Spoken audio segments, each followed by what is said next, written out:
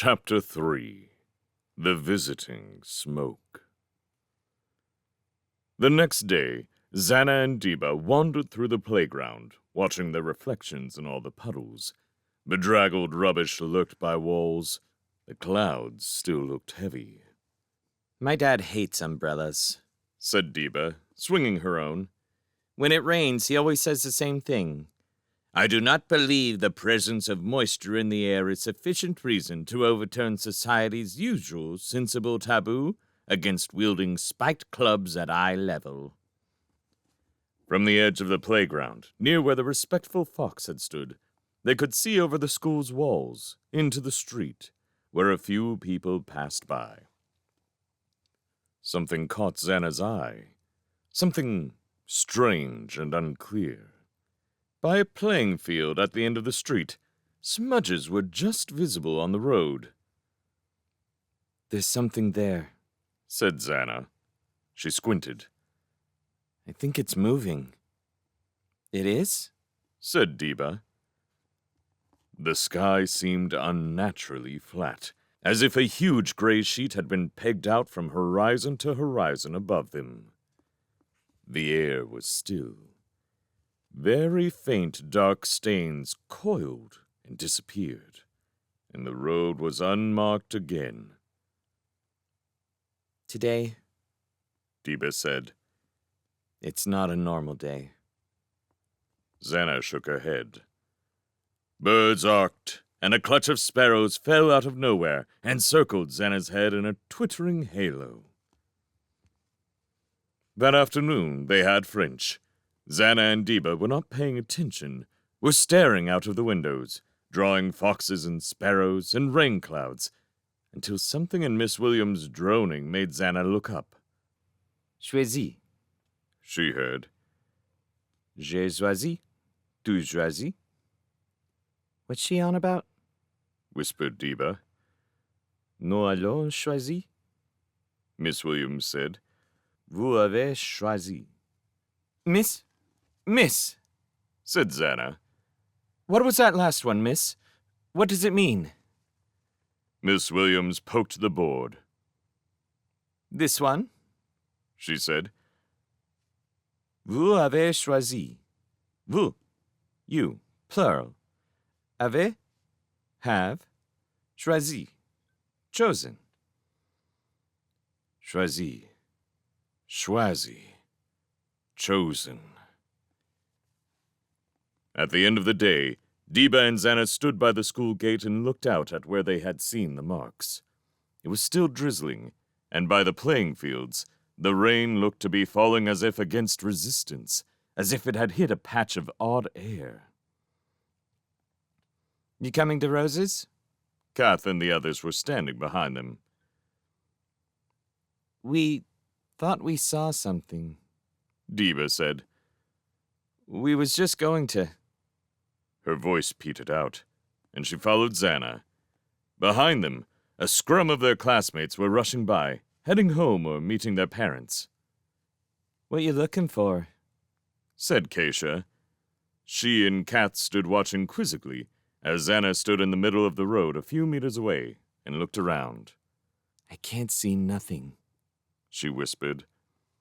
Xana stood for a long time as the others huffed impatiently.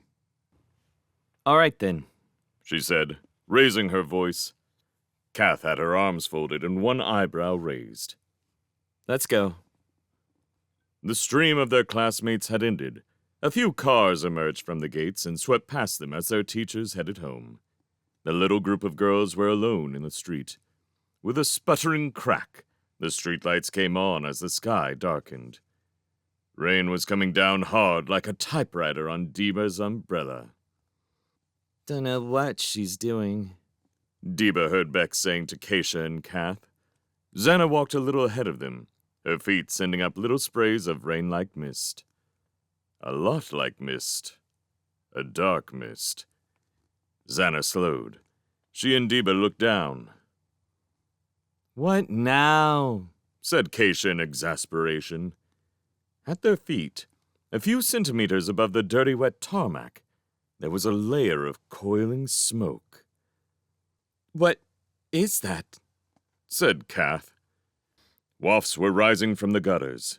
The smoke was a horrible, dirty dark. It emerged in drifts and tendrils, reaching through the metal grills of the drains like growing vines or octopus legs. Ropes of it tangled and thickened. They coiled around the wheels of vehicles and under their engines. What's going on? Whispered Keisha. Smoke was beginning to boil out of the sewers.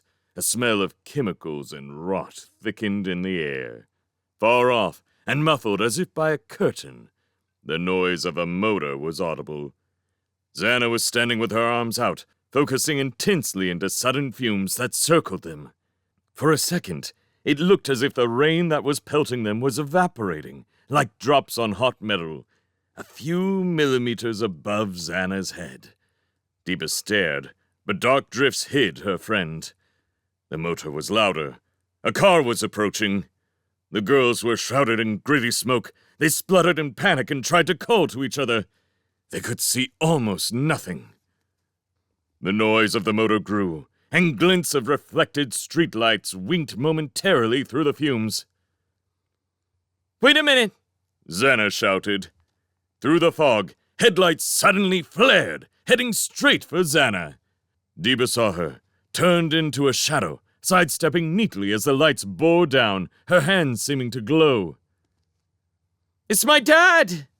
Xana shouted, and moved fast as the car raced into the smoke, and there was a rush as the fumes dissipated, and there was a bang, and something went flying, and there was silence.